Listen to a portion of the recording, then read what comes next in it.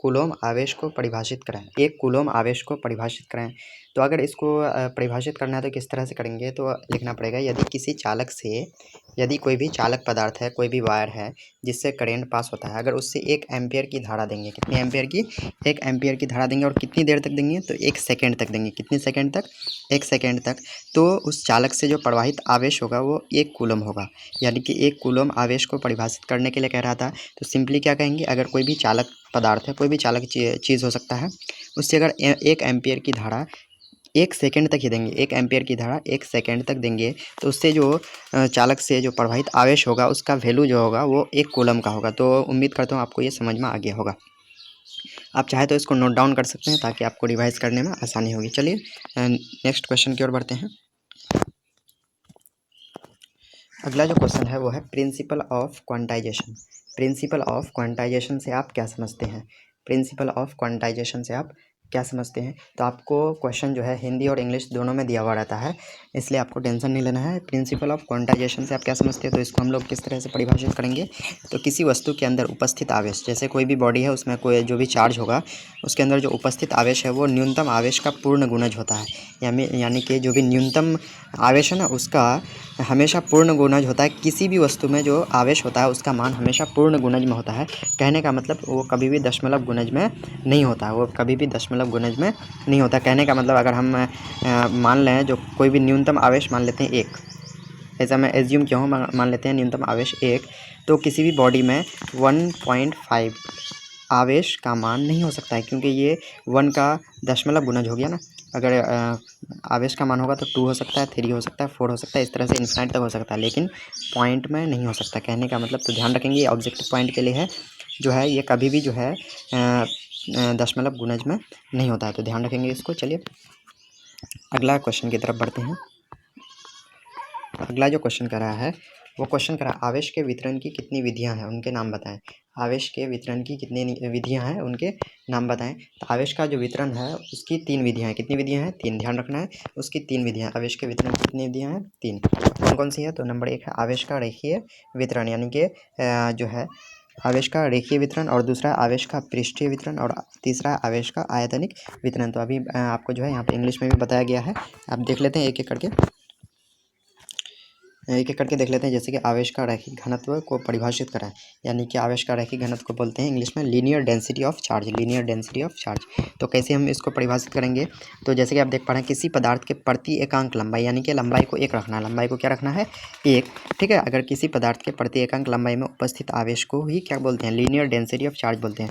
यानी कि अगर 1 मान लेते हैं, 1 लंबाई लेते हैं 1 सेंटीमीटर, तो उसमें जितना भी आवेश होगा उसी को क्या बोलेंगे? लीनियर डेंसिटी ऑफ चार्ज बोलेंगे। तो उम्मीद करता हूँ आपको ये समझ में आया होगा। अब ध्यान लेते हैं कुछ इंपॉर्टेंट पॉइंट जो आपके ऑब्जेक्टिव के लिए है। इसे लैम्डा से सूचित करते हैं, क्योंकि यहाँ पे लैम्डा आ नहीं रहा था सिंबल में, इसलिए लैम्डा देखेंगे इस तरह से होता है। लैम्डा ध्यान रखेंगे इस तरह से क्या होता है? लैम्डा होता है, ठीक है। तो ध्यान रखना है जो लीनियर डेंसिटी ऑफ चार्ज होता है उसको लैम्डा से सूचित किया जाता है, और इसका एसआई मात्रक जो होता है वो कूलम प्रति मीटर होता है, कूलम प्रति मीटर होता है। वेरी इंपॉर्टेंट क्वेश्चन आपके ऑब्जेक्टिव के लिए, ये काफ़ी इंपॉर्टेंट है फॉर ऑब्जेक्टिव, ध्यान रखना है। ऑब्जेक्टिव आप इसको नोट डाउन कर लेंगे, और लैम्डा को इस तरह से सूचित करते हैं, ध्यान रखना है। तो उम्मीद करता हूँ आपको ये समझ में आ गया होगा। चलिए अगला क्वेश्चन की ओर बढ़ते हैं। अगला क्वेश्चन जैसे कि आप देख पा रहे हैं, क्या आवेश का पृष्ठीय घनत्व को परिभाषित कराएं। जैसे कि अभी हम लोगों ने देखा जो आवेश को जो है वितरित करने की 3 विधियां हैं। पहला विधि हम लोग देख लिए आवेश का जो है रेखीय घनत्व, अगला जो है आवेश का क्या है? पृष्ठीय घनत्व। तो इसको किस तरह परिभाषित करेंगे, तो नाम ही है पृष्ठीय, यानी कि इसमें जो पृष्ठीय क्षेत्रफल की बात आएगी, तो वही चीज़ लिखा हुआ किसी पदार्थ के प्रति एकांक पृष्ठीय क्षेत्रफल में उपस्थित आवेश को सरफेस डेंसिटी ऑफ चार्ज कहते हैं। यानी कि कोई भी अगर बॉडी है, कोई भी ऑब्जेक्ट है, उस पदार्थ के प्रति एकांक पृष्ठीय क्षेत्रफल, यानी कि एक अगर पृष्ठीय क्षेत्रफल लेंगे हम, तो उसमें जितना भी आवेश होगा उसी को क्या बोलेंगे? सरफेस डेंसिटी ऑफ चार्ज बोलेंगे। यानी कि अगर मान लेते हैं 1 मीटर स्क्वायर हम क्या ले लेते हैं? क्षेत्रफल ले लेते हैं, तो इसमें जितना भी आवेश होगा उसी को क्या बोलेंगे? सरफेस डेंसिटी ऑफ चार्ज बोलेंगे। तो उम्मीद करता हूँ आपको समझ में आ गया होगा ये। अब जो इंपॉर्टेंट पॉइंट है ऑब्जेक्टिव के लिए उसको देखेंगे ध्यान से। तो यहाँ पे देख लेते हैं इंपॉर्टेंट पॉइंट क्या है। आगे इंपॉर्टेंट पॉइंट जो है इसे सिग्मा, तो ध्यान रखना सिग्मा को कैसे देते हैं, तो इस तरह से ये सिग्मा को डिनोट किया जाता है। तो इसे सिग्मा से सूचित किया जाता है। इसे किससे सूचित किया जाता है, सिग्मा से सूचित किया जाता है। और इसका जो SI मात्रक होता है वो कूलम प्रति वर्ग मीटर होता है। तो कूलम C4 कूलम और प्रति वर्ग मीटर यानी कि मीटर स्क्वायर, कूलम पर मीटर स्क्वायर इसका SI यूनिट हो गया। तो ध्यान रखना है इसको जो है, ये काफ़ी इंपॉर्टेंट है किसके लिए, ऑब्जेक्टिव के लिए। तो वेरी इंपॉर्टेंट है, चलिए ध्यान रखेंगे, आप इसको नोट डाउन कर सकते हैं। चलिए अगला क्वेश्चन देख लेते हैं। अगला क्वेश्चन जो है वह आवेश का आयतनिक घनत्व को परिभाषित करें। आवेश का आयतनिक घनत्व को परिभाषित करें। तो किसी पदार्थ के प्रति एकांक आयतन, किसी पदार्थ के प्रति एकांक आयतन में उपस्थित आवेश को वॉल्यूमेट्रिक डेंसिटी ऑफ चार्ज यानी कि आवेश का आयतनिक घनत्व कहते हैं। इसे रो से सूचित किया था। तो रो इस टाइप से होता है, इस टाइप से जो है किसको डिनोट करते हैं, रो को डिनोट करते हैं, ठीक है। और इसका जो SI मात्रक होता है वो कूलम प्रति घन मीटर यानी कि कूलम प्रति मीटर क्यूब हो जाता है इसका SI यूनिट। तो वेरी इंपॉर्टेंट क्वेश्चन है, आपको उम्मीद करता हूँ समझ में आ रहा होगा। चलिए अगला क्वेश्चन देख लेते हैं। अगला क्वेश्चन है, वेरी इंपॉर्टेंट क्वेश्चन है आपके बोर्ड एग्जाम के लिए। कह रहा है घर्षण आवेश से आप क्या समझते हैं। घर्षण आवेश को बोलते हैं फ्रिक्शनल चार्ज। तो घर्षण आवेश से आप क्या समझते हैं, तो जैसे कि नाम से ही पता लग रहा है, जब एक वस्तु को दूसरे वस्तु के सतह पर रगड़ा जाता है। अगर एक वस्तु को हम दूसरे वस्तु के सतह पर रगड़ेंगे तो वहाँ पे क्या होगा, हीट होगा ना, यानी कि घर्षण होगा। तो घर्षण के कारण इलेक्ट्रॉन्स एक वस्तु से दूसरे वस्तु में क्या हो जाते हैं, ट्रांसफ़र हो जाते हैं, यानी कि चले जाते हैं। हीट के कारण जो है एक वस्तु से जो है चार्ज दूसरे वस्तु में, एक वस्तु से इलेक्ट्रॉन्स जो है वो दूसरे वस्तु में चले जाते हैं, ठीक है। जिससे दोनों वस्तु पर विपरीत आवेश उत्पन्न होते हैं। जिससे क्या हो जाता है, दोनों वस्तु पर क्या हो जाता है, अलग अलग चार्ज उत्पन्न हो जाता है, जिसे घर्षण आवेश कहते हैं। जिसे क्या कहते हैं, घर्षण आवेश कहते हैं। चलिए अब इसके लिए कुछ इंपॉर्टेंट पॉइंट देख लेते हैं। जैसे फ्रिक्शनल चार्ज यानी कि घर्षण आवेश को स्थिर आवेश भी कहा जाता है। तो ध्यान रखना है, घर्षण आवेश को क्या कहा जाता है, स्थिर आवेश भी कहा जाता है। क्यों कहा जाता है, क्योंकि यह जिस वस्तु पर उत्पन्न होता है उसी वस्तु में स्थिर रहता है। अब पूछा जाएगा जो फ्रिक्शनल चार्ज को स्थिर आवेश क्यों कहते हैं, यानी घर्षण आवेश को स्थिर आवेश क्यों कहते हैं। तो इसके लिए क्या आंसर होगा, जो घर्षण आवेश को स्थिर आवेश इसलिए कहते हैं क्योंकि यह जिस वस्तु पर उत्पन्न होता है वह उसी वस्तु में ही रहता है, यानी कि उसी वस्तु में स्थिर रहता है, जिस कारण से इसको स्थिर आवेश भी कहते हैं। तो ये इंपॉर्टेंट पॉइंट आपका इस निकल गया इसमें। अब हम लोग आगे आ जाते हैं। आगे क्या कह रहा है, आगे जो है क्वेश्चन है वो क्वेश्चन है आवेश उत्पन्न या विकसित करने की कितनी विधियां हैं, उनके नाम लिखें। यानी कि आवेश को हम कितने तरीके से विकसित कर सकते हैं, तो इसके लिए कितनी विधियां हैं तो हम लोग देख लेते हैं। तो ध्यान रखना, आवेश उत्पन्न करने की 3 विधियां, कितनी विधियां हैं, 3 मेथड्स हैं। नंबर 1 है बाई रबिंग, रब मतलब होता है रगड़ना, यानी कि रगड़ने के द्वारा। सेकेंड में है बाई कनेक्टिंग या कंडक्शन, तो जोड़ने या संवहन के द्वारा। कंडक्शन में तो होता है संवहन, या फिर सिंपली बोलें तो जोड़ने के द्वारा। और तीसरा में है बाई इंडक्शन यानी कि प्रेरण के द्वारा। तो अब हम लोग एक एक करके इसको समझते हैं। अगला जो क्वेश्चन कह रहा है यहाँ पे, क्वेश्चन कह रहा है स्थिर विद्युत बल किसे कहते हैं। स्थिर विद्युत बल किसे कहते हैं, ये कितने प्रकार के होते हैं। तो स्थिर विद्युत बल को इंग्लिश में बोलते हैं इलेक्ट्रोस्टैटिक फोर्स, इलेक्ट्रोस्टैटिक फोर्स बोलते हैं। ये कितने प्रकार के होते हैं, तो अब हम इस लोग इसको देख लेते हैं। तो स्थिर आवेशों के बीच लगने वाले बल को इलेक्ट्रोस्टैटिक फोर्स बोलते हैं। नाम ही है स्थिर विद्युत बल, स्थिर विद्युत बल। तो यानी कि स्थिर आवेशों के बीच, जो स्थिर आवेश है उसके बीच जो लगने वाले बल हैं उसी को इलेक्ट्रोस्टैटिक फोर्स कहते हैं। ये कितने प्रकार के होते हैं, तो यह 2 प्रकार के होते हैं। इलेक्ट्रोस्टैटिक फोर्स कितने प्रकार के होते हैं, 2 प्रकार के होते हैं। नंबर 1 है अट्रैक्टिव फोर्स यानी कि आकर्षित बल। तो नाम है आकर्षित, यानी कि ये जो है विजातीय आवेशों के बीच लगेगा, यानी कि अलग अलग आवेश, एक पॉजिटिव रहेगा एक निगेटिव रहेगा, तो उनके बीच लगेगा क्या, अट्रैक्टिव फोर्स यानी कि आकर्षित बल लगेगा। और दूसरा जो हो गया वो रिपल्सिव फोर्स यानी कि विकर्षित बल। ये सजातीय यानी कि सेम चार्जेस के बीच लगेगा, यानी कि पॉजिटिव या फिर निगेटिव के बीच रिपल्सिव फोर्स लगेगा। तो उम्मीद करता हूँ ये समझ में आ गया होगा आपको। अगला जो क्वेश्चन है वो उसको देख लेते हैं। अगला क्वेश्चन क्या कर रहा है, क्वेश्चन है स्थिर विद्युत बल के कूलोम के नियम को बताएं। स्थिर विद्युत बल के कूलोम के नियम को बताएं। तो स्थिर विद्युत बल के कूलोम का नियम क्या है, तो किन्हीं 2 स्थिर आवेश, अगर 2, ध्यान रखना है ये सिर्फ स्थिर आवेश के बीच लगता है। तो किन्हीं 2 स्थिर आवेश, कोई 2 स्थिर आवेश है, मान लेते हैं यहाँ पे Q1 है और यहाँ पे है Q2, ठीक है। तो किन्हीं 2 स्थिर आवेशों के बीच लगने वाला जो स्थिर विद्युत बल है यानी कि इलेक्ट्रोस्टैटिक फोर्स, उन आवेशों के मान के गुणनफल के समानुपाती, यानी कि इन आवेशों का मान क्या है, Q1 और Q2। तो Q1 और Q2 के गुणनफल के समानुपाती और उनके बीच की दूरी के वर्ग के व्युत्क्रमानुपाती होती है, यानी कि इनके बीच की दूरी कितना मान लेते हैं R, Q1 गुना Q2 अपॉन R, लेकिन इसका दूरी का वर्ग है तो यानी कि R²। तो कहने का मतलब अगर बोले हैं तो इसका जो हो जाएगा Q1 इंटू Q2 अपॉन दूरी का स्क्वायर यानी कि R², क्योंकि ये व्युत्क्रमानुपाती होता है इसलिए इसको बटे में लिख दिए और इसको ऊपर लिख दिए। तो आपको ये समझ में आ गया होगा ये स्टेटमेंट जो है स्थिर विद्युत बल के कूलम के नियम का। तो बिल्कुल आसान है। अब देख लेते हैं यहाँ पे एफ हम लोग क्या देखें Q1 Q2 upon R square ने। तो यहाँ पे एक क्योंकि एफ जो है प्रोपोर्शनल था Q1 Q2 upon R square, ठीक है। तो इस प्रोपोर्शन को हटाएंगे तो यहाँ पे कोई कांस्टेंट आएगा ना, तो ये के एक कांस्टेंट है, ध्यान रखना है।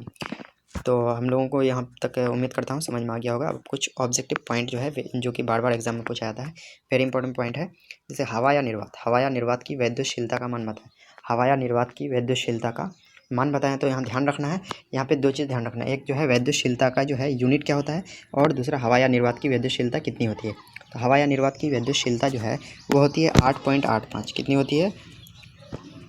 8.85 गुना 10⁻⁻12 कूलोम स्क्वायर पर न्यूटन मीटर स्क्वायर। ध्यान रखना, कूलोम स्क्वायर पर न्यूटन मीटर स्क्वायर, यहाँ पे ध्यान रखना है इसको, इस बात को बिल्कुल अच्छी तरह से ध्यान रखना है। हवा या निर्वात की वैद्युशीलता जो है वो कितनी होती है? 8.85 गुना 10⁻⁻12 कूलोम स्क्वायर पर न्यूटन मीटर स्क्वायर। तो ध्यान रखना वैद्युशीलता का जो है ऐसा यूनिट क्या होता है, कूलोम स्क्वायर पर न्यूटन मीटर स्क्वायर। तो ध्यान रखना ऑब्जेक्टिव पॉइंट के लिए यहाँ से आपका 2 क्वेश्चन निकल सकता है। अगला जो है वह हवा या निर्वात के लिए के का मान बताएं। हवा या निर्वात के लिए के का मान बताएं। जैसे अभी हम लोगों ने देखा F बराबर के Q1 Q2 upon R square देखें ना हम लोग। तो यहाँ पे जो के है तो वो हवा या निर्वात के लिए है 9 गुना 10⁻9, ठीक है। ये हवा या निर्वात के लिए है, बाकी अलग अलग चीज़ के लिए अलग अलग दिया हुआ रहता है आपके क्वेश्चन में, तो इसको भी आप ध्यान रखेंगे। तो क्वेश्चन है रिलेटिव परमिटिविटी या फिर इसको बोलते हैं डाई इलेक्ट्रिक कांस्टेंट।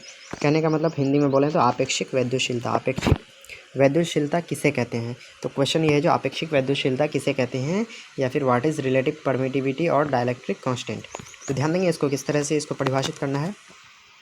तो किन्हीं दो स्थिर आवेश के बीच हवा में लगने वाला बल, कोई भी दो अगर स्थिर आवेश है, स्टैटिक चार्ज है, तो उनके बीच जो हवा में लगने वाला बल है तथा किसी अन्य माध्यम में लगने वाला जो बल है, उनके अनुपात को ही आपेक्षिक वैद्युशीलता बोलते हैं।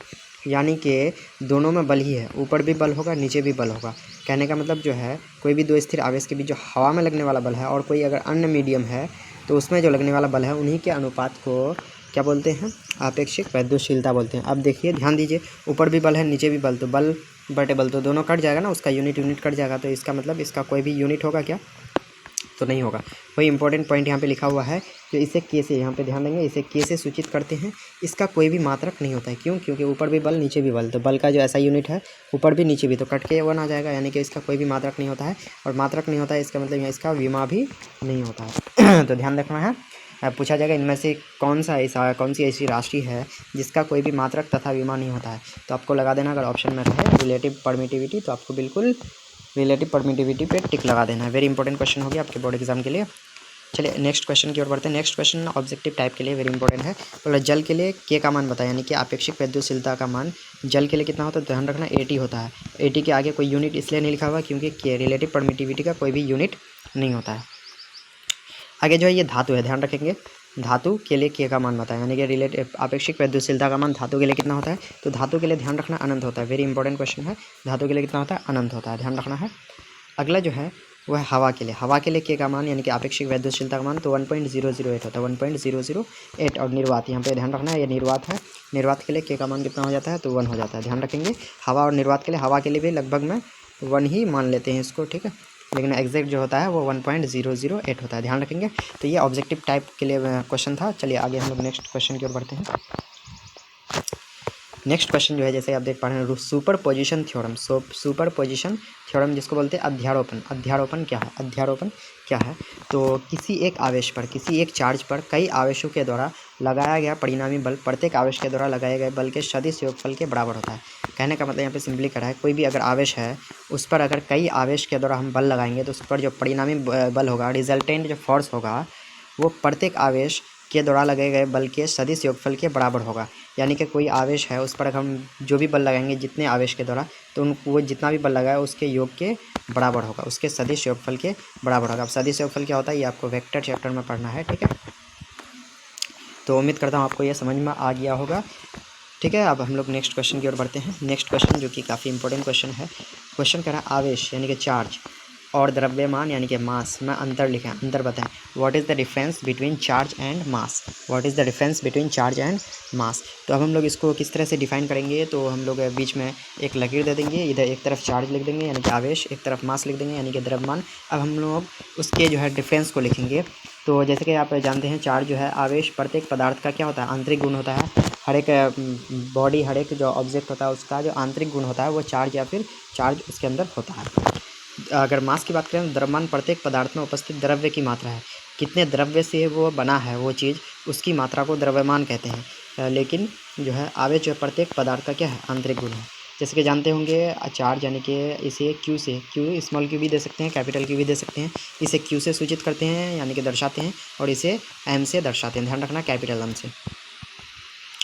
अगला जो है जो कि काफ़ी इंपॉर्टेंट है, इसका एसआई मात्रक यानी कि चार्ज का एसआई मात्रक क्या होता है, कूलम होता है, और इसका एसआई मात्रक क्या होता है, किलोग्राम होता है। क्या होता है, किलोग्राम। अगला जो क्यू इक्वल टू क्या होता है, आई गुना टी होता है यानी कि करेंट गुना टाइम। क्यू बराबर क्या होता है, आवेश बराबर करेंट गुना टाइम, और एम बराबर क्या होता है, एफ बाई ए यानी कि फोर्स बाई एक्सेलरेशन होता है। अगला जो है आवेश के बीच आकर्षण और विकर्षण दोनों होता है, यानी कि आवेश जैसे कि अगर पॉजिटिव चार्ज है तो क्या होगा, विकर्षण होगा, रिपल्सन होगा, और पॉजिटिव निगेटिव है तो क्या हो जाएगा, अट्रैक्शन हो जाएगा। यानी कहने का मतलब आवेश के बीच आकर्षण भी होता है और विकर्षण भी होता है, लेकिन द्रव्यमान के बीच केवल क्या होता है, आकर्षण होता है। यानी कि दो बॉडी जो है हमेशा एक दूसरे को क्या करती है, आकर्षित करती है, कभी वो रिपल्स नहीं करती है, ध्यान रखना है। अगला जो आवेश वेग पर निर्भर नहीं करता, आवेश वेग पर निर्भर नहीं करता है, क्योंकि इसके फॉर्मूला में ही होता है Q equal to I T, यानी कि इसमें कहीं भी वेग नहीं आता है। लेकिन द्रव्यमान वेग पर निर्भर करता है, क्यों करता है, क्योंकि इसके फॉर्मूला में होता है M equal to F force upon acceleration, और एक्सेलरेशन किस पर निर्भर करता है, वेग पर। कहने का मतलब द्रव्यमान जो है वो वेग पर निर्भर करता है, लेकिन आवेश वेग पर निर्भर नहीं करता है। चलिए लास्ट पॉइंट देख लेते हैं। लास्ट है आवेश एसआई पद्धति में मूल राशि, जैसे फंडामेंटल क्वांटिटी है ना, 7 फंडामेंटल क्वांटिटी है, तो उसमें आवेश मूल राशि नहीं है, यानी कि उस फंडामेंटल क्वांटिटी में नहीं आता आवेश, जबकि द्रव्यमान एसआई पद्धति में मूल राशि है, यानी कि फंडामेंटल क्वांटिटी है या फिर बेसिक क्वांटिटी है। तो इस तरह से आवेश और द्रव्यमान के बीच जो है डिफरेंस आपको समझ में आ गया होगा अच्छी तरह से, मुझे यहाँ तक उम्मीद है। तो अब हम लोग नेक्स्ट क्वेश्चन की ओर बढ़ते हैं। वेरी इंपॉर्टेंट क्वेश्चन था ये आपके बोर्ड एग्जाम के लिए, आप इसको नोट डाउन ज़रूर कर लीजिएगा। चलिए अगला क्वेश्चन देख लेते हैं। अगला क्वेश्चन भी इंपॉर्टेंट है। अगला क्वेश्चन कह रहा है स्थिर वैद्युत बल यानी कि इलेक्ट्रोस्टैटिक फोर्स एंड गुरुत्वाकर्षण बल यानी कि ग्रेविटेशनल फोर्स में difference. What is the difference between electrostatic force and gravitational force. तो एक तरफ इलेक्ट्रोस्टैटिक फोर्स लिख देंगे, एक ग्रेविटेशनल फोर्स लिख देंगे, बीच में लकीर दे देंगे। ये बेस्ट तरीका पता है डिफरेंस बताने का, ठीक है। तो अब हम लोग देख लेते हैं इसके बीच में क्या डिफरेंस है।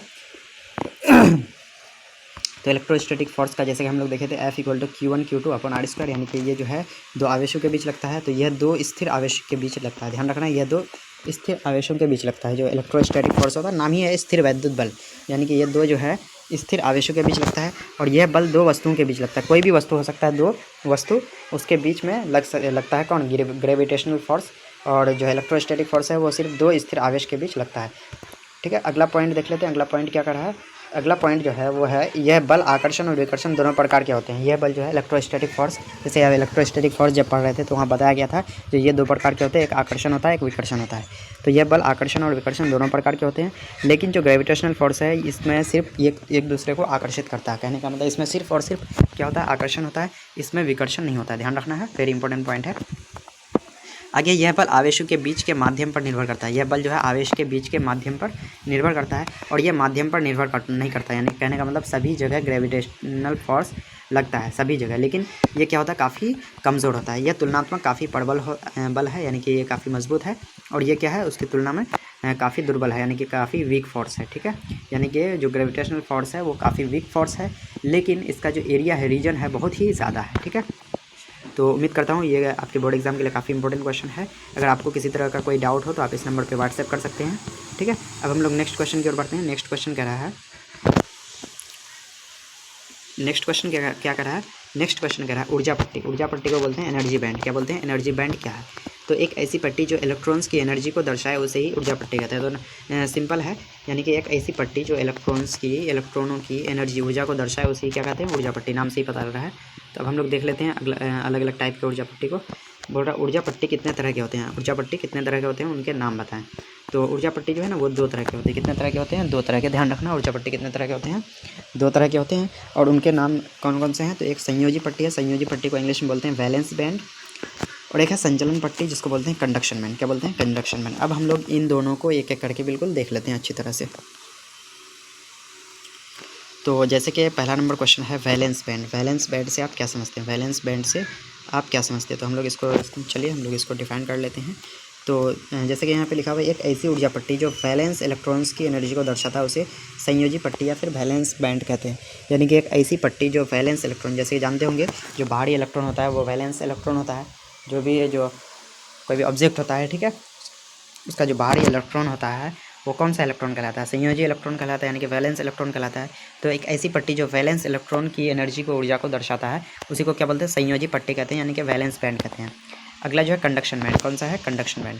तो कंडक्शन बैंड से आप क्या समझते हैं? तो कोर इलेक्ट्रॉन्स, जैसे कि मैं यहाँ पे एक मान लेते हैं सोडियम का ही बना रहा हूँ, तो ठीक है, तो क्या हो जाएगा 2, यहाँ पे 8 होगा, यहाँ पे 1 होगा ना। तो जो बाहरी शेल है उसमें जो इलेक्ट्रॉन है उसको वैलेंस इलेक्ट्रॉन बोलते हैं। यानी कि वैलेंस इलेक्ट्रॉन की जो है एनर्जी को दर्शाने के लिए वैलेंस बैंड यूज़ होता है। और जो कंडक्शन बैंड होता है वो किसकी एनर्जी को दर्शाता है? कोर इलेक्ट्रॉन की। कोर इलेक्ट्रॉन मतलब वैलेंस इलेक्ट्रॉन को छोड़ के बाकी जो अंदर का जो इलेक्ट्रॉन है उसको क्या बोलते हैं? कोर इलेक्ट्रॉन बोलते हैं। ध्यान रखना है। तो कोर इलेक्ट्रॉन्स की एनर्जी को दर्शाने वाली पट्टी को क्या बोलते हैं? कंडक्शन बैंड बोलते हैं। ठीक है, तो ध्यान रखना आपको यहाँ पे। अब ध्यान रखना कंडक्शन बैंड की एनर्जी वैलेंस बैंड से अधिक होती है। ध्यान रखना है कंडक्शन बैंड क्योंकि अंदर वाला होता है और वैलेंस बैंड बाहर वाला, तो वैलेंस बैंड से ज़्यादा एनर्जी किसकी होती है? कंडक्शन बैंड की होती है। ये इंपॉर्टेंट पॉइंट है आपके ऑब्जेक्टिव के पॉइंट ऑफ व्यू से। चलिए अब हम लोग नेक्स्ट क्वेश्चन की ओर बढ़ते हैं। नेक्स्ट क्वेश्चन जो है वो नेक्स्ट क्वेश्चन कह रहा है फॉरबिडन एनर्जी गैप क्या है? फॉरबिडन एनर्जी गैप क्या है? तो ध्यान रखना वैलेंस बैंड तथा कंडक्शन बैंड के बीच के एनर्जी गैप को फॉरबिडन एनर्जी गैप कहते हैं। कहने का मतलब ये, अगर मान लेते हैं सोडियम ही है, मान लेते हैं अगर, तो सोडियम में ये 3 बनेगा ना, यानी कि इसमें हो जाएगा 2 इलेक्ट्रॉन, इसमें हो जाएगा 8, इसमें हो जाएगा 1, यानी कि वैलेंस बैंड कौन सा इसका इलेक्ट्रॉन को दर्शाएगा? यानी कि वैलेंस इलेक्ट्रॉन को, उसकी एनर्जी को, और कंडक्शन बैंड इस कोर इलेक्ट्रॉन की एनर्जी को। तो इनके बीच में जो गैप है, एनर्जी का जो गैप है उसी को क्या बोलते हैं? फॉरबिडन एनर्जी गैप बोलते हैं। क्या बोलते हैं? Forbidden energy gap. तो उम्मीद करता है वो है पदार्थों के प्रकार। क्या है? पदार्थों के प्रकार, यानी कि टाइप्स ऑफ सब्सटेंस। ठीक है, तो हम लोग जान लेते हैं पदार्थों के प्रकार। कितने प्रकार के होते हैं पदार्थ? तो पहला नंबर जो है पदार्थ वो है कंडक्टर। क्या होता है? कौन सा पदार्थ होता है? कंडक्टर, जिसको बोलते हैं चालक। क्या बोलते हैं? चालक। ध्यान रखना, कंडक्टर को क्या बोलते हैं? चालक बोलते हैं। अगला जो टाइप हो जाएगा वो हो जाएगा इंसुलेटर, जिसको अचालक या फिर कुचालक बोलते हैं। जिसको इंसुलेटर को क्या बोलते हैं? अचालक या फिर कुचालक। थर्ड नंबर जो है सेमी कंडक्टर, यानी कि अर्धचालक बोलते हैं। क्या बोलते हैं? सेमी कंडक्टर यानी कि अर्धचालक। और चौथा में है सुपर कंडक्टर यानी कि अतिचालक। और पाँचवा में है डाई इलेक्ट्रिक सब्सटेंस। ठीक है, तो इस तरह से 5 टाइप के क्या हो गए? पदार्थ हो गए। तो आपको ध्यान रखना, आपके एग्ज़ाम के लिए काफ़ी इंपॉर्टेंट है। चलिए अब हम लोग एक एक करके इसको देख लेते हैं। तो आप ध्यान से देखेंगे इसको। अब हम लोग पहले में कंडक्टर देख लेते हैं, यानी कि चालक। आप तो चालक 10th क्लास में भी पढ़े होंगे, मैट्रिक में, तो वहाँ अलग तरीके से पढ़े होंगे। यहाँ पे हम लोग अलग तरीके से पढ़ने वाले हैं। तो पहला नंबर क्या है? कंडक्टर के बारे में हम लोग पढ़ लेंगे, यानी कि चालक। तो ऐसे पदार्थ जिसमें वैलेंस बैंड एवं कंडक्शन बैंड एक दूसरे पर ओवरलैप हो, अर्थात फॉरबिडन एनर्जी गैप शून्य हो, उसे चालक कहते हैं। अब ध्यान देना है इसमें किस तरह से क्या बताया गया है। यानी कि एक ऐसा पदार्थ जिसमें अभी हम लोग देखें ना, 2 टाइप का बैंड, 2 टाइप की ऊर्जा पट्टी के बारे में हम लोग पढ़े थे, वैलेंस बैंड और कंडक्शन बैंड। ठीक है तो एक ऐसा पदार्थ जिसमें वैलेंस बैंड जो है और कंडक्शन बैंड एक दूसरे से ओवरलैप हो, यानी कि एक के ऊपर एक चढ़ा हुआ हो, यानी कि उसके बीच में कोई भी गैप नहीं हो, तो यानी कि फॉरबिडन एनर्जी गैप का मान क्या हो जाएगा? शून्य हो जाएगा।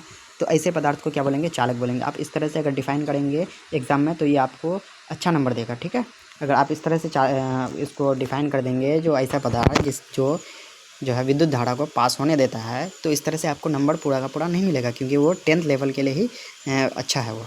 ठीक है, तो कंडक्टर यानी कि चालक, ऐसे पदार्थ जिसमें वैलेंस बैंड एवं कंडक्शन बैंड एक दूसरे पर क्या हो? ओवरलैप हो। एक दूसरे पर अगर ओवरलैप होगा तो उसके बीच में गैप नहीं होगा ना, गैप नहीं होगा तो फॉरबिडन एनर्जी गैप क्या हो जाएगा? शून्य हो जाएगा। क्या हो जाएगा? शून्य हो जाएगा। तो ऐसे पदार्थ को क्या बोलेंगे? चालक।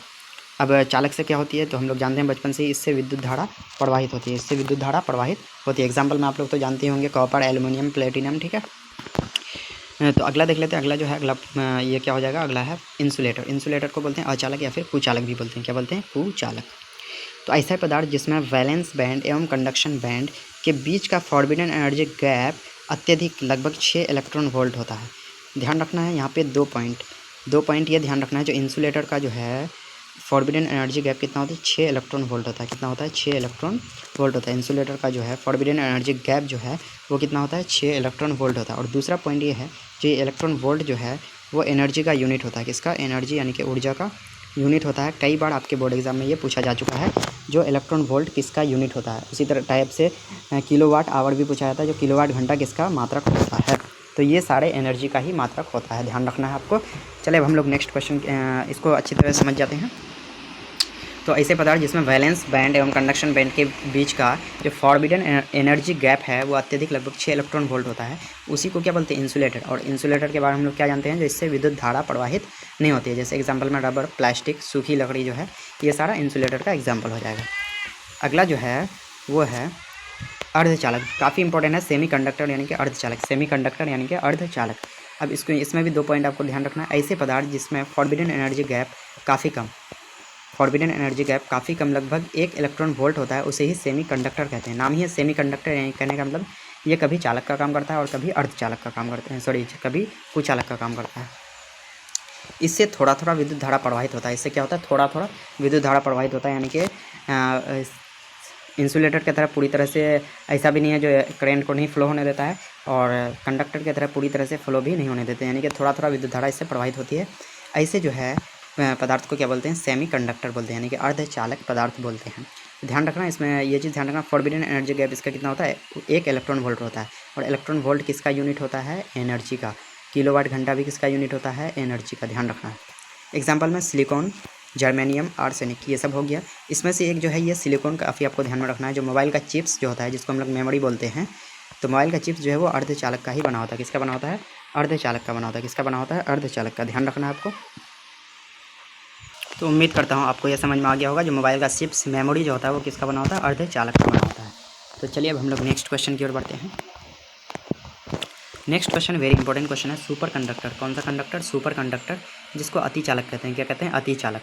तो ध्यान रखना है, अतिचालक। तो ऐसे पदार्थ जिसकी चालकता अनंत एवं प्रतिरोधकता शून्य हो, उसे अतिचालक पदार्थ कहते हैं। नाम ही है सुपर कंडक्टर। कैसा कंडक्टर है, सुपर, यानी कि इसकी चालकता क्या होगी, अनंत होगी। ध्यान रखना है, ऑब्जेक्टिव के पॉइंट ऑफ व्यू से वेरी इंपॉर्टेंट है। इसकी चालकता, जो सुपर कंडक्टर होती है उसकी चालकता कितनी होती है, अनंत होती है। और इसकी प्रतिरोधकता कितनी होती है, शून्य होती है। कितनी होती है, शून्य, यानी कि 0 होती है। तो ऐसे पदार्थ को क्या बोलते हैं, अतिचालक पदार्थ बोलते हैं। अब ध्यान रखना, यहाँ पे जो पॉइंट है वो है, कोई भी चालक अगर लेंगे, कोई भी चालक लेंगे, उसको क्रांतिक ताप तक ठंडा करेंगे, उसको क्या करेंगे, क्रांतिक ताप तक ठंडा करेंगे, तो वह क्या बन जाएगा, अतिचालक बन जाएगा। क्या बन जाएगा, अतिचालक बन जाएगा। अब ये क्रांतिक का ताप क्या होता है, यहाँ पे हम लोग इसको समझेंगे। तो कोई भी चालक है, उसको अगर क्रांतिक ताप पर ठंडा करेंगे तो वह क्या बन जाएगा, अतिचालक बन जाएगा। क्या बन जाएगा, अतिचालक बन जाएगा। कोई भी चालक है, उसको अगर क्रांतिक ताप तक ठंडा करेंगे तो वह क्या बन जाएगा, अतिचालक बन जाएगा। अब अगला पॉइंट क्या है, अगला पॉइंट है क्रिटिकल टेम्परेचर, यानी कि क्रिटिकल टेम्परेचर यानी कि क्रांतिक ताप। कौन सा ताप, क्रांतिक ताप। ठीक है। तब क्या होता है, वह ताप जिस पर चालक पदार्थ अतिचालक पदार्थ बन जाता है, यानी कि ऐसा तापक्रम जिस पर कोई चालक पदार्थ क्या बन जाएगा, अतिचालक पदार्थ बन जाएगा, यानी कि सुपर कंडक्टर बन जाएगा। कोई कंडक्टर, सुपर कंडक्टर जिस ताप पर बन जाएगा उसी ताप को बोलते हैं क्रांतिक ताप। उसी ताप को क्या बोलते हैं, क्रांतिक ताप बोलते हैं। उसी ताप को क्या बोलते हैं, क्रांतिक ताप। तो उम्मीद करता हूँ ये आपको समझ में आ गया होगा। अब हम लोग जो है वो जो है लास्ट जो टाइप था, डाई इलेक्ट्रिक सब्सटेंस, जो कोई भी जो सब्सटेंस है वो उसका जो टाइप था, उसमें से 5वां जो टाइप था डाई इलेक्ट्रिक सब्सटेंस, तो उसको वो किसे कहते हैं, डाई इलेक्ट्रिक सब्सटेंस। तो उसको देख लेते हैं। ऐसे पदार्थ जिनसे चार्ज या आवेश, चार्ज को हिंदी में क्या बोलते हैं, आवेश। ऐसे पदार्थ जिनसे चार्ज प्रवाहित नहीं हो परंतु चार्जेस उत्पन्न हो, उसे डाई इलेक्ट्रिक सब्सटेंस कहते हैं।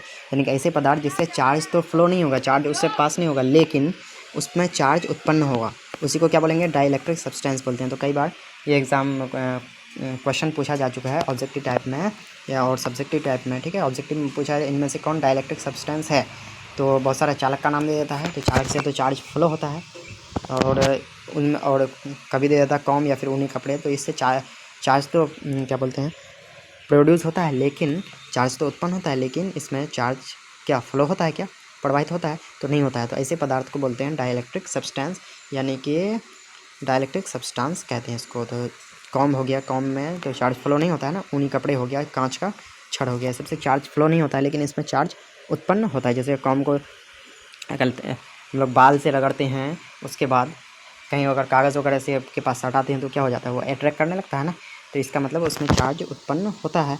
कह रहा है आवेश संरक्षण का सिद्धांत, law of conservation of charge. आवेश संरक्षण का सिद्धांत इंग्लिश में बोलते हैं law of conservation of charge. तो ये पूछ दिया जाता है एग्जाम में।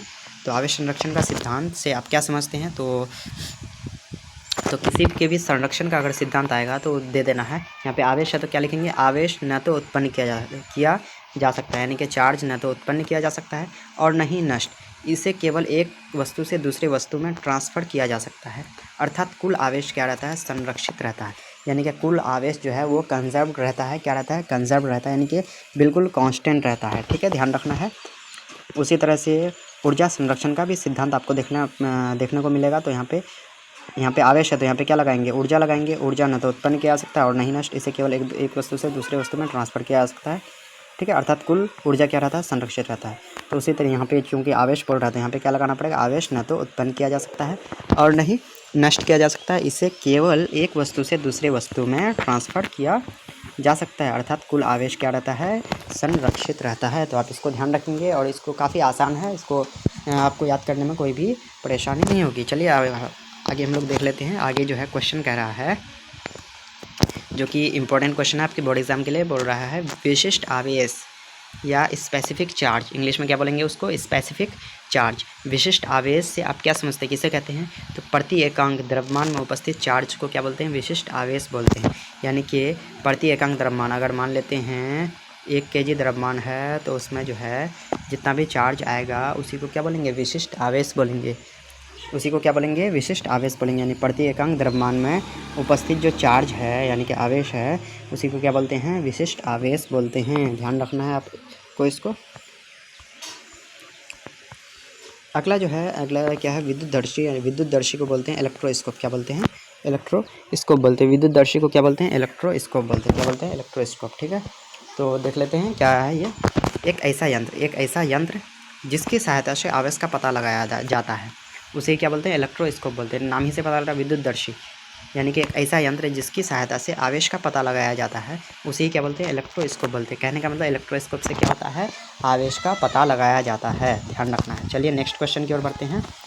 Next question very important question है। कह रहा है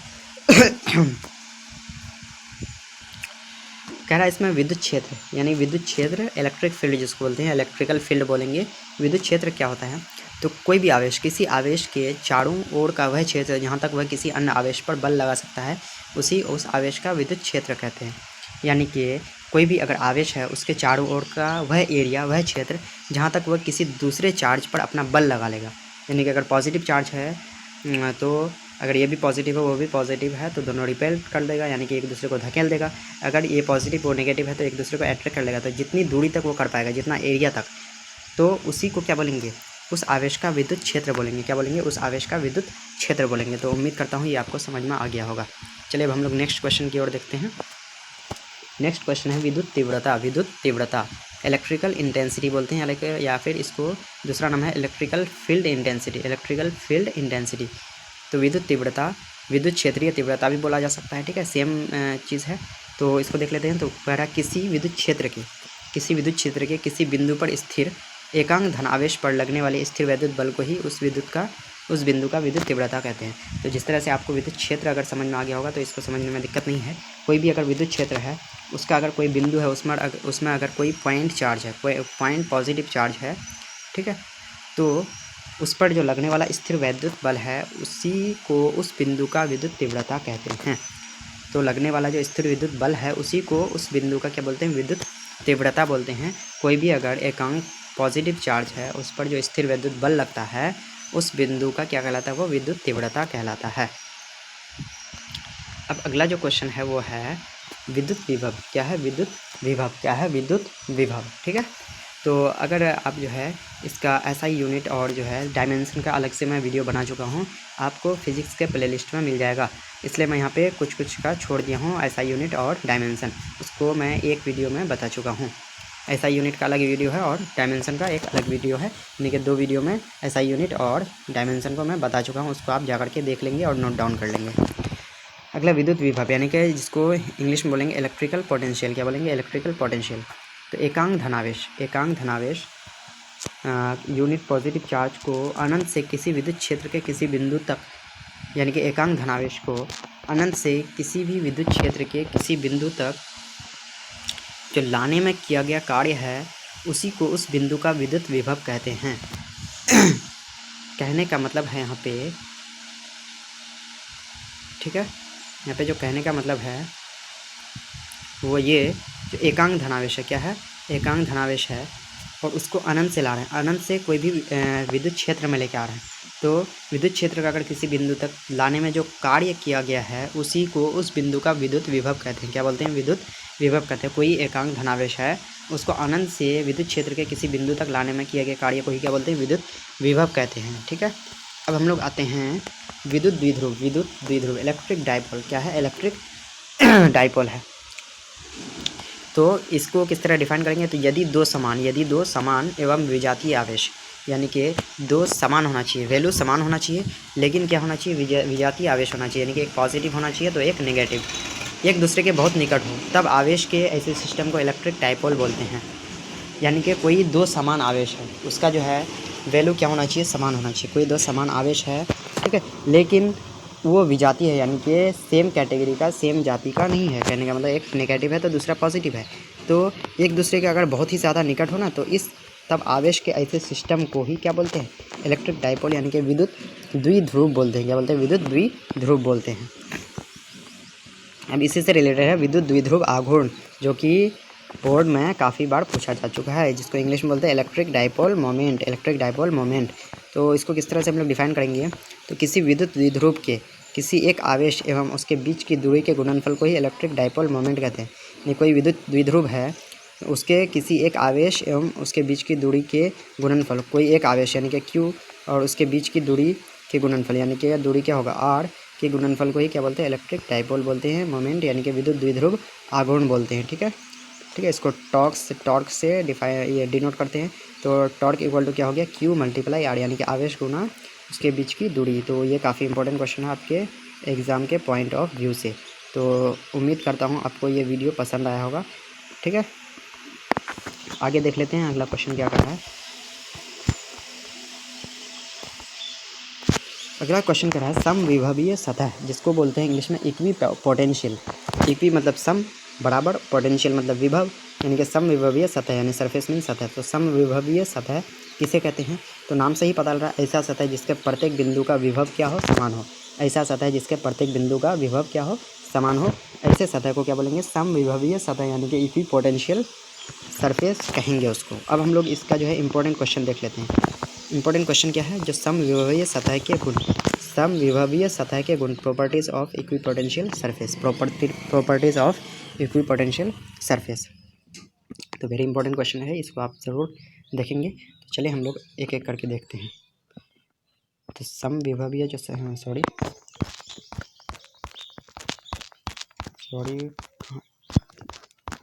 चलिए, तो जैसे कि देख पा रहे हैं समविभवीय जो सतह है उसका जो है गुण अब हम लोग देख लेते हैं, जो कि आपके बोर्ड एग्जाम में कई बार पूछा जा चुका है।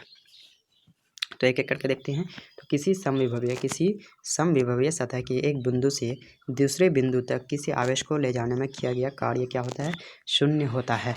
तो ये ऑब्जेक्टिव पॉइंट भी है यहाँ पे एक। ठीक है, जो कोई भी समविभवीय अगर सतह है वहाँ पे एक बिंदु से अगर दूसरे बिंदु तक कोई आवेश को लेके जाएंगे तो उस पर किया गया कार्य क्या होगा, शून्य होगा। क्या होगा, शून्य होगा, ध्यान रखेंगे, ये पहला गुण हो गया। दूसरा है किसी समविभवीय सतह के किसी बिंदु पर विद्युत तीव्रता लंबवत होती है। वेरी इंपॉर्टेंट पॉइंट है। कोई भी अगर समविभवीय सतह है उसके कोई भी पॉइंट लेंगे तो उस पर विद्युत तीव्रता क्या होगी, लंबवत होगी, यानी कि 90 डिग्री पर होगी। तो उम्मीद करता हूँ ये दो पॉइंट आपको समझ में आ गया होगा। अगला हम लोग तीसरा पॉइंट देख लेते हैं। तीसरा पॉइंट काफ़ी इंपॉर्टेंट है, कह रहा है दो समविभवीय सतह कभी एक दूसरे को नहीं काटती। दो समविभवीय जो सतह है, इक्विपोटेंशियल सरफेस है, वो कभी भी एक दूसरे को नहीं काटती है। क्यों नहीं काटती है, क्योंकि काटने पर एक ही बिंदु पर विद्युत तीव्रता की दो दिशा हो जाती है। क्योंकि अगर काटेंगे, कहीं पे भी अगर काटेंगे, ठीक है, तो वहाँ पे विद्युत तीव्रता की कितनी दिशा हो जाएगी, दो दिशा हो जाएगी। जबकि विद्युत तीव्रता एक क्या है, सदिश राशि है। क्या है, जबकि विद्युत तीव्रता क्या है, एक सदिश राशि है जिसकी केवल एक ही निश्चित दिशा होती है। ध्यान रखना है, विद्युत तीव्रता क्या है, सदिश राशि है, और सदिश राशि है तो उसकी क्या होगी, सिर्फ एक ही निश्चित दिशा होती है। तो ये जो है काफ़ी इम्पोर्टेंट पॉइंट है आपके एग्ज़ाम के पॉइंट ऑफ व्यू से, ये वाला हो गया। और एक इलेक्ट्रिक फील्ड लाइन्स, यानी कि दो जो है वैद्युत क्षेत्र रेखाएं एक दूसरे को क्यों नहीं काटती है, ये भी काफ़ी हाईलाइटेड क्वेश्चन है। तो उम्मीद करता हूँ ये समझ में आ गया हो। एक बार मैं फिर बता देता हूँ कि दो समविभीय सतह जो है वह एक दूसरे को नहीं काटती है। क्यों नहीं काटती है? क्योंकि अगर काटने पर जो है ना क्या होगा, एक ही पॉइंट पर वैद्युत तीव्रता की दो दिशा हो जाएगी। और जबकि वैद्युत तीव्रता जानते होंगे हम लोग क्या है, सदिश राशि है। कैसी राशि है? सदिश राशि है, जिसकी केवल क्या होती है, एक ही निश्चित दिशा होती है। ठीक है, ध्यान रखना है इसको। चलिए नेक्स्ट पॉइंट आ जाते हैं हम लोग। क्वेश्चन आप देख पा रहे हैं, वैद्युत बल रेखाएं। वैद्युत बल रेखाएं इंग्लिश बोलते हैं इलेक्ट्रिक फील्ड लाइंस। आपके एग्जाम के पॉइंट ऑफ व्यू से वेरी इंपॉर्टेंट, जितना भी वेरी बोल जाए ये कम है। यानी कि वैद्युत बल रेखाएं इलेक्ट्रिक फील्ड लाइंस किसे कहते हैं? तो यहाँ पे जो है आपको जो बताया जा रहा है, यहाँ पे इसमें सब्जेक्टिव और ऑब्जेक्टिव दोनों के पॉइंट ऑफ व्यू से बताया रहा है। इसमें सब्जेक्टिव भी बताया जा रहा है आपको, साथ ही साथ इसमें कुछ पॉइंट ऐसे भी होंगे जो कि आपके ऑब्जेक्टिव के लिए काफ़ी इंपॉर्टेंट होंगे। तो वैद्युत बल रेखा यानी कि इलेक्ट्रिक फील्ड लाइंस या इलेक्ट्रिकल फील्ड लाइंस भी बोला जा सकता है। तो क्या होता है, तो ध्यान रखेंगे, वह पथ मीन्स रास्ता, वह पथ जिस पर एक स्वतंत्र धन आवेश चलता है उसे ही वैद्युत बल रेखाएं कहते हैं। ध्यान रखना है, वह पथ, वह रास्ता जिस पर एक फ्री पॉजिटिव चार्ज चलता है, मोशन करता है, मूव करता है, उसी को क्या बोलते हैं? वैद्युत बल रेखाएं बोलते हैं। वह पथ जिस पर एक स्वतंत्र धन आवेश चलता है उसे ही वैद्युत बल रेखाएं कहते हैं। ध्यान रखना है, ये पॉइंट ऑब्जेक्टिव पॉइंट के लिए काफ़ी इंपॉर्टेंट है। यह काल्पनिक रेखा है। क्या है? काल्पनिक रेखा। कहने का मतलब वैद्युत बल रेखाएं क्या है? काल्पनिक रेखा है, लेकिन परंतु वास्तविक वैद्युत क्षेत्र को दर्शाता है। यानी कि कहने का मतलब ये काल्पनिक है लेकिन वास्तविक वैद्युत क्षेत्र को दर्शाता है। अगला पॉइंट जो है, यह धन आवेश, यह धन आवेश से लंबवत बाहर की ओर निकलता है तथा ऋण आवेश के लिए लंबवत अंदर की ओर जाता है। ध्यान रखना है, जो वैद्युत बल रेखाएं हैं वो धन आवेश से पॉजिटिव चार्ज से लंबवत जो है बाहर की ओर निकलेगा। ये पॉजिटिव चार्ज है तो इससे लंबवत क्या निकलेगा? बाहर की ओर निकलेगा, यानी कि इस टाइप से एरो होगा। ठीक है, और जबकि ऋण आवेश के लिए क्या होता है? लंबवत अंदर की ओर होता है। कहने का मतलब अगर ऋण आवेश से लंबवत बाहर की ओर निकाला गया है तो वो फिगर क्या हो जाएगा? गलत हो जाएगा। तो उम्मीद करता हूँ आपको ये समझ में आ गया होगा। इसमें बहुत सारा पॉइंट जो था वो ऑब्जेक्टिव के लिए भी काफ़ी इंपॉर्टेंट था।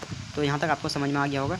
आगे का जो है काफ़ी इंपॉर्टेंट क्वेश्चन है, वो है आपका वैद्युत बल रेखाओं के गुण, यानी कि properties of electric field lines. Properties of electric field lines, वैद्युत बल रेखाओं के गुण, जो कि वेरी इंपॉर्टेंट है आपके बोर्ड एग्ज़ाम के पॉइंट ऑफ व्यू से। तो हम लोग देख लेते हैं वैद्युत बल रेखाओं के क्या क्या गुण हैं। तो वैद्युत बल रेखाएं वास्तविक वैद्युत क्षेत्र को दर्शाता है, जैसे कि हम लोग पीछे पढ़ चुके हैं। वैद्युत बल रेखाएं जो है वो क्या करता है? वास्तविक वैद्युत क्षेत्र को दर्शाता है, जबकि एक्चुअल में ये काल्पनिक रेखाएं होती है। दूसरा पॉइंट है, यह प्रबल तथा दुर्बल वैद्युत क्षेत्र को भी दर्शाता है। यानी कि ये तो प्रबल विद्युत क्षेत्र को दर्शाता ही है, साथ ही साथ दुर्बल विद्युत क्षेत्र को भी दर्शाता है। साथ ही साथ ये समरूप तथा असमरूप दोनों प्रकार के विद्युत क्षेत्र को दर्शाता है। अगर समरूप विद्युत क्षेत्र है तो भी ये दर्शाता है और असमरूप विद्युत क्षेत्र है तो भी ये दर्शाता है। अगला पॉइंट है इलेक्ट्रिक फील्ड लाइंस, यानी कि वैद्युत बल रेखाएं, वैद्युत बल रेखाएं या फिर वैद्युत क्षेत्र रेखाएं सतह पर हमेशा क्या होती है? लंबवत होती है। क्या होती है? सतह पर हमेशा लंबवत होती है। ये ऑब्जेक्टिव के पॉइंट ऑफ व्यू से बहुत इंपॉर्टेंट है। अगला जो है सब्जेक्टिव टाइप के लिए काफ़ी इंपॉर्टेंट है, जो दो इलेक्ट्रिक फील्ड लाइंस, दो वैद्युत क्षेत्र रेखाएं या फिर वैद्युत बल रेखाएं कभी भी एक दूसरे को नहीं काटते, क्योंकि काटने पर एक ही पॉइंट पर विद्युत क्षेत्र की दो दिशा हो जाएगी। कितनी दिशा हो जाएगी? दो दिशा होगी। जबकि वैद्युत क्षेत्र एक सदिश राशि है। क्या है? वेक्टर क्वांटिटी है, जिसकी केवल एक ही निश्चित दिशा होती है। जिसकी केवल क्या होती है? एक ही निश्चित दिशा होती है। तो आपको उम्मीद करते हैं ये समझ में आ गया होगा। समविभवीय सतह की तरह ही इसका भी है, इलेक्ट्रिक फील्ड लाइंस भी है। ये काफ़ी इंपॉर्टेंट है। इसमें क्वेश्चन किस टाइप से पूछा जाएगा? ठीक है, तो पूछा जाएगा दो इलेक्ट्रिक फील्ड लाइंस, दो विद्युत क्षेत्र रेखाएं कभी एक दूसरे को नहीं काटते, क्यों? दो इलेक्ट्रिक फील्ड लाइंस कभी एक दूसरे को नहीं काटते, क्यों? तो इसके लिए आपको जो है इसका उत्तर ऊपर के 5 नंबर में दिया गया है, यानी कि इसमें दिया गया है इसका कभी एक दूसरे को नहीं काटते, क्योंकि काटने पर एक ही पॉइंट पर विद्युत क्षेत्र की दो दिशा हो जाती है। जबकि विद्युत क्षेत्र क्या है? एक सदिश राशि है, जिसकी केवल एक ही निश्चित दिशा होती है। तो उम्मीद करता हूँ ये आपको वीडियो समझ में।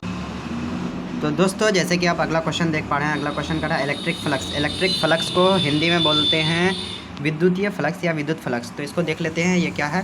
तो किसी वस्तु के सतह से लंबवत गुजरने वाली वैद्युत बल रेखाओं को उस सतह का वैद्युत फ्लक्स कहते हैं। तो ध्यान रखना दोस्तों, कोई भी अगर वस्तु है, कोई भी ऑब्जेक्ट है, उसके जो सरफेस है उससे जो परपेंडिकुलर जो भी वैद्युत बल रेखा इलेक्ट्रिक फील्ड लाइंस गुजरेगी उसे ही उस सरफेस का क्या बोलेंगे? वैद्युत फ्लक्स कहेंगे। तो उम्मीद करता हूँ ये समझ में आ गया होगा। आगे जो है ऑब्जेक्टिव पॉइंट के लिए जो है इसको जो है इलेक्ट्रिक फ्लक्स को फाई से सूचित किया था। ध्यान रखना है, इलेक्ट्रिक फ्लक्स को किससे सूचित किया जाता है? फाई से सूचित, ये जो है सिंबल इसको बोलते हैं फाई। तो इलेक्ट्रिक फ्लक्स को किससे सूचित किया था? फाई से सूचित किया था, ठीक है। अब कुछ इंपॉर्टेंट पॉइंट जो कि आपके ऑब्जेक्टिव के लिए है वो है नोट में यहाँ दिया हुआ है। इलेक्ट्रिक फ्लक्स एक अदिश राशि है। अदिश राशि को इंग्लिश में बोलते हैं स्केलर क्वांटिटी, ध्यान रखना है।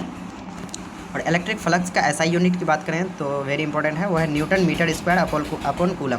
Newton metre square upon coulomb है इलेक्ट्रिक फ्लक्स का एसआई यूनिट, जिसको बोलते हैं वोल्ट मीटर भी कहा जाता है। Newton metre square upon coulomb को क्या कहते हैं? वोल्ट मीटर, ठीक है, ध्यान रखना है।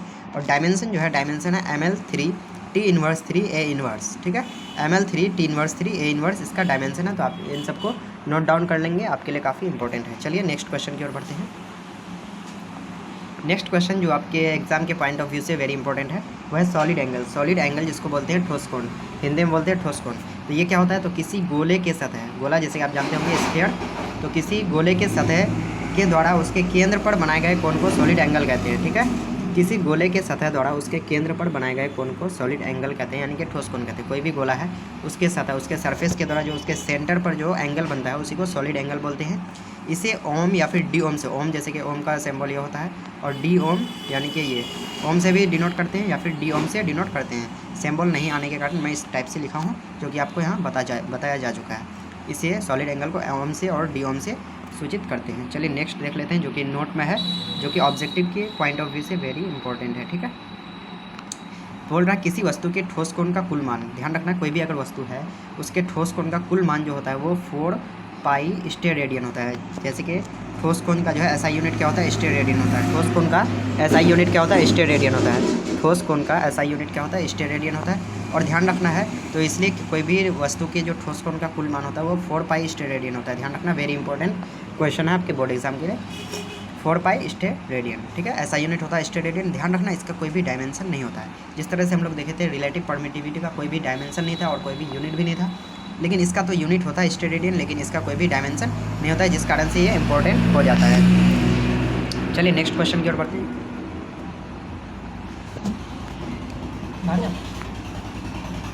चलिए अगला जो क्वेश्चन है वो है किसी आवेशित गोले के अंदर के प्रत्येक बिंदु पर वैद्युत तीव्रता का मान 0 होता है, ठीक है। ध्यान रखना है, कोई भी अगर आवेशित गोला है, क्या है, कोई भी अगर चार्ज स्फीयर है उसके जो है अंदर प्रत्येक बिंदु पर हर एक पॉइंट पर जो है वैद्युत तीव्रता, इलेक्ट्रिकल इंटेंसिटी जो है उसका वैल्यू 0 होता है, जो कि आपके ऑब्जेक्टिव के पॉइंट ऑफ व्यू से इंपॉर्टेंट क्वेश्चन हो जाता है। चलिए अब हम लोग नेक्स्ट क्वेश्चन की ओर बढ़ते हैं।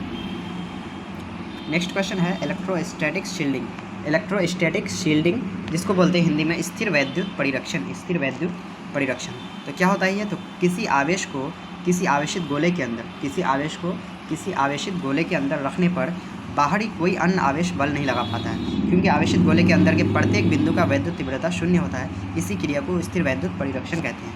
यानी कि सिंपली बोले हैं तो कोई भी अगर चार्ज है उसको किसी आवेशित गोले के अंदर रखेंगे तो उस पर कोई भी दूसरा चार्ज, उस पर कोई भी फोर्स नहीं लगा पाएगा। क्यों नहीं लगा पाएगा? क्योंकि उस आवेशित गोले के अंदर, जैसे हम लोग जानते हैं, हर एक बिंदु का जो है वैद्युत तीव्रता क्या हो जाता है? 0 हो जाता है, जिस कारण से कोई भी दूसरा चार्ज उस पर अन्य आवेश बल नहीं लगा पाता है। और इसी क्रिया को क्या बोलते हैं? स्थिर वैद्युत परिरक्षण कहते हैं। तो आप उम्मीद है जो आपको अच्छी तरह से ये समझ में आ गया होगा। अब ध्यान रखना यहाँ पे जो है पॉइंट जो है केबल तार, क्या है? केबल तार इलेक्ट्रोस्टैटिक शील्डिंग यानी कि स्थिर वैद्युत परिरक्षण पर आधारित होता है। तो आपके ऑब्जेक्टिव के पॉइंट ऑफ व्यू से इंपॉर्टेंट हो जाता है ये। जो केबल तार किस पर आधारित होता है? तो इलेक्ट्रोस्टैटिक शील्डिंग पर आधारित होता है, ध्यान रखना है। आप देख पा रहे हैं जो 50 नंबर क्वेश्चन है इलेक्ट्रिकल कैपेसिटी, ध्यान रखना है। इलेक्ट्रिकल कैपेसिटी या फिर इसको बोलते हैं कैपेसिटेंस। क्या बोलते हैं? कैपेसिटेंस। हिंदी में बोलते हैं वैद्युत धारिता। क्या बोलते हैं? वैद्युत धारिता, ठीक है। तो क्या होता है इलेक्ट्रिकल कैपेसिटी या फिर कैपेसिटेंस और वैद्युत धारिता? तो देख लेते हैं। आवेशों को स्टोर यानी कि जमा करने की क्षमता को ही वैद्युत धारिता बोलते हैं। यानी कि जो भी चार्ज है उसको स्टोर करने की क्षमता को ही क्या बोलते हैं? वैद्युत धारिता बोलते हैं, ठीक है। तो आगे देख लेते हैं। वैद्युत धारिता का मान दिए गए आवेश एवं विभवांतर में हुई वृद्धि के अनुपात के बराबर होता है। यहाँ जो पॉइंट कह रहा है वो ये कह रहा है वैद्युत धारिता का मान जो होता है वो जितना भी आवेश दिया हुआ है और विभवांतर में जो भी वृद्धि हुआ है, चेंजिंग हुआ है, ठीक है, उसके अनुपात के बराबर होती है। क्या होती है? उसके अनुपात के बराबर होती है, ठीक है। जैसे कि दैट इज हम क्या बोल सकते हैं इसको? सी यानी कि वैद्युत धारिता, जिसको सी से डिनोट करते हैं। वैद्युत धारिता equal to Q upon V। Q means charge, जितना चार्ज दिया, और V मीन्स जो भी वोल्टेज में अंतर यानी कि पोटेंशियल डिफरेंस में जो वृद्धि हुई है उसको V से डिनोट करते हैं। आगे जो है नोट में क्या दिया हुआ है देख लेते हैं। नोट में जो दिया हुआ है, नोट में दिया हुआ है जो इलेक्ट्रिकल कैपेसिटी या कैपेसिटेंस क्या है, एक अदिश राशि है। अदिश राशि मीन्स स्केलर क्वांटिटी है। कैसा क्वांटिटी है, स्केलर क्वांटिटी है। इसका एसआई यूनिट देख लेते हैं जो कि इंपॉर्टेंट है। एसआई यूनिट जो होता है वो होता है coulomb per volt, coulomb upon volt. लेकिन coulomb upon volt, coulomb per volt को फैराड कहते हैं। क्या कहते हैं, फैराड। ध्यान रखना है, फैराड कहते हैं। इसका डायमेंशन की बात करें, विमा की बात करें तो हो जाएगा M inverse L inverse 2 T पे पावर 4 और ए पे पावर 2 इसका डायमेंशन हो जाता है। ठीक है, तो ये काफ़ी इंपॉर्टेंट हो जाता है डायमेंशन और एसआई यूनिट आपके एग्जाम के पॉइंट ऑफ व्यू से। तो ये ऑब्जेक्टिव पॉइंट के लिए ये क्वेश्चन था। ठीक है, चलिए हम लोग अब नेक्स्ट क्वेश्चन की ओर बढ़ते हैं। नेक्स्ट क्वेश्चन जो कि काफ़ी इंपॉर्टेंट है वो है ये जो कह रहा है factors governing on electrical capacity, यानी कि विद्युत धारिता को प्रभावित करने वाले कारक। यानी कि कौन कौन से ऐसे फैक्टर्स हैं जो विद्युत धारिता को प्रभावित करते हैं, इलेक्ट्रिकल कैपेसिटी को प्रभावित करते हैं। पहला नंबर जो है वो है सरफेस एरिया, यानी कि पृष्ठीय क्षेत्रफल के कारण, पृष्ठीय क्षेत्रफल बढ़ने या घटने के कारण भी जो है इलेक्ट्रिकल कैपेसिटी में चेंजिंग देखने को मिलता है। सेकेंड नंबर में परमिटिविटी ऑफ मीडियम, यानी कि माध्यम की विद्युतशीलता। और तीसरा नंबर जो है वो है अन्य चालक की उपस्थिति, यानी कि दूसरे चालक की उपस्थिति। ठीक है, तो अन्य चालक की उपस्थिति में चालकता क्या हो जाती है, बढ़ जाती है। क्या हो जाती है, बढ़ जाती है। ध्यान में रखना है। ठीक है, अब हम लोग आगे नेक्स्ट टॉपिक पे आते हैं। नेक्स्ट टॉपिक है हमारा कैपेसिटर या कंडेंसर। ठीक है, अगला जो टॉपिक है वो है कैपेसिटर या कंडेंसर। इसी को बोलते हैं, हिंदी में बोलते हैं इसको संधारित्र। क्या बोलते हैं दोस्तों, संधारित्र बोलते हैं। ठीक है, तो इसको देख लेते हैं क्या होता है ये। तो एक ऐसा वैद्युत यंत्र, एक ऐसा इलेक्ट्रिकल डिवाइस जिसकी सहायता से विद्युत धारिता को कृत्रिम रूप से बढ़ाया जाता है, उसे ही संधारित्र कहते हैं। यानी कि एक ऐसा इलेक्ट्रिकल डिवाइस, एक ऐसा वैद्युतीय यंत्र या वैद्युत यंत्र जिसकी मदद से विद्युत धारिता को, इलेक्ट्रिकल कैपेसिटी को कृत्रिम रूप से आर्टिफिशियली क्या हो जाता है, उसको बढ़ाया जाता है। ऐसे यंत्र को ही क्या बोलते हैं, संधारित्र बोलते हैं, कैपेसिटर बोलते हैं। ठीक है, जो आपके फ़ैन में लगा हुआ होता है। ठीक है, आप आसानी से उसको देख पाते हैं। ठीक है, वो क्या है, एक इलेक्ट्रिकल डिवाइस है, वैद्युत यंत्र है। उसकी सहायता से हम इलेक्ट्रिकल कैपेसिटी को कृत्रिम रूप से बढ़ा सकते हैं। ठीक है, ठीक है। आगे जो है, जो इलेक्ट्रिकल कैपेसिटर के बारे में दिया हुआ है वह है किसी संधारित्र, यानी कि कैपेसिटर में 2 मेटल प्लेट होता है। ध्यान रखना है, कोई भी जो कैपेसिटर होता है या कंडेंसर होता है उसमें 2 मेटल प्लेट्स होता है। एक पर आवेश जुड़ा होता है और दूसरा अर्थड होता है, यानी कि जो दूसरा जो है वो अर्थ होता है और एक पर आवेश जुड़ा हुआ होता है। अब ध्यान रखना है, जिस पर आवेश दिया जाता है, ध्यान रखना है, जिस पर आवेश दिया जाता है यानी कि चार्ज दिया जाता है उसको कलेक्टिंग प्लेट बोलते हैं। क्या बोलते हैं, कलेक्टिंग प्लेट। और जो अर्थड किया जाता है यानी कि अर्थिंग कर दिया जाता है उसको बोलते हैं कंडेंसिंग प्लेट। क्या बोलते हैं, कंडेंसिंग प्लेट। तो ध्यान रखना है आपको, जिस पर चार्ज दिया जाएगा उसको बोलेंगे कलेक्टिंग प्लेट। नाम ही है, चार्ज दिया जाता है यानी कि देंगे तो वो कलेक्ट कर लेगा। ठीक है, तो कलेक्टिंग प्लेट हो जाएगा। और जो अर्थ किया हुआ रहता है उसको कंडेंसिंग प्लेट कहते हैं। तो उम्मीद करता हूँ ये आपको समझ में आया होगा। अब जो है अगला पॉइंट जो है वो है टाइप्स ऑफ कैपेसिटर, यानी कि संधारित्र के प्रकार। तो कितने टाइप्स के कैपेसिटर होते हैं, कंडेंसर होते हैं, संधारित्र कितने प्रकार के होते हैं, तो उसको देख लेते हैं। तो ध्यान रखना, संधारित्र जो है वो 3 प्रकार के होते हैं। कितने प्रकार के होते हैं, 3 प्रकार के। Number 1 parallel plate capacitor, parallel plate capacitor, उसको हिंदी में बोलते हैं समांतर प्लेट संधारित्र, समानांतर प्लेट संधारित्र। अगला स्फेरिकल कैपेसिटर जिसको बोलते हैं गोलीय संधारित्र। और तीसरा नंबर में है सिलेंड्रिकल कैपेसिटर जिसको बोलते हैं बेलनाकार संधारित्र। अब हम लोग इसको एक एक करके इसके बारे में जान लेते हैं। तो पहला नंबर पैरेलल प्लेट कैपेसिटर, यानी कि समानांतर प्लेट संधारित्र। तो ऐसा संधारित्र जिसमें 2 समानांतर प्लेट लगे होते हैं, नाम ही से पता लग रहा है समांतर प्लेट संधारित्र। तो ऐसा संधारित्र, ऐसा कैपेसिटर जिसमें 2 जो है समांतर पैरेलल प्लेट लगे होते हैं उसे समांतर प्लेट संधारित्र कहते हैं। चलिए अब हम लोग स्फेरिकल कैपेसिटर के बारे में देख लेते हैं। तो स्फेरिकल कैपेसिटर यानी कि गोलीय संधारित्र जो होता है, एक ऐसा संधारित्र, एक ऐसा कैपेसिटर जिसमें 2 संकेंद्रीय मतलब एक ही केंद्र वाला 2 गोला लगा हुआ होता है, उसी को गोलीय संधारित्र बोलते हैं। यानी कि संकेंद्रीय मतलब होता है एक ही केंद्र पर जो 2 गोले हैं, वैसे जो है संधारित्र को गोलीय संधारित्र बोलेंगे। ठीक है, ऐसा संधारित्र जिसमें 2 संकेंद्रीय गोले लगे होते हैं उसे क्या बोलेंगे, गोलीय संधारित्र बोलेंगे। ठीक है, उम्मीद करता हूँ ये आपको समझ में आ गया होगा। अब हम लोग आगे आते हैं सिलेंड्रिकल कैपेसिटर में।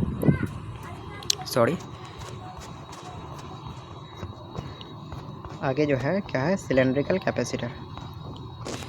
चलिए सिलेंड्रिकल कैपेसिटर में आएंगे, यानी कि बेलनाकार संधारित्र में। तो बोल रहा है एक ऐसा संधारित्र जिसमें 2 समअक्षीय बेलन लगे होते हैं उसे बेलनाकार संधारित्र कहते हैं। यानी कि ऐसा संधारित्र जिसमें 2 समअक्षीय बेलन, यानी कि ये बेलन है, ठीक है, इसका ये अक्ष होगा, ठीक है। और इसी पर एक ऐसा फिर बेलन दे देते हैं, वही अक्ष होना चाहिए, ठीक है। यहाँ पे एक और बेलन दे देते हैं, ठीक है। तो ये क्या होगा, ये दोनों के लिए सम अक्ष होगा ना, सम बराबर अक्ष हो जाएगा, ठीक है। तो यानी कि दो सम अक्षीय अगर जिसमें बेलन लगा हुआ होगा उस संधारित्र को क्या बोलेंगे, बेलनाकार संधारित्र बोलेंगे। उम्मीद करता हूँ ये आपको समझ में आया होगा। चलिए अब हम लोग नेक्स्ट क्वेश्चन की ओर बढ़ते हैं।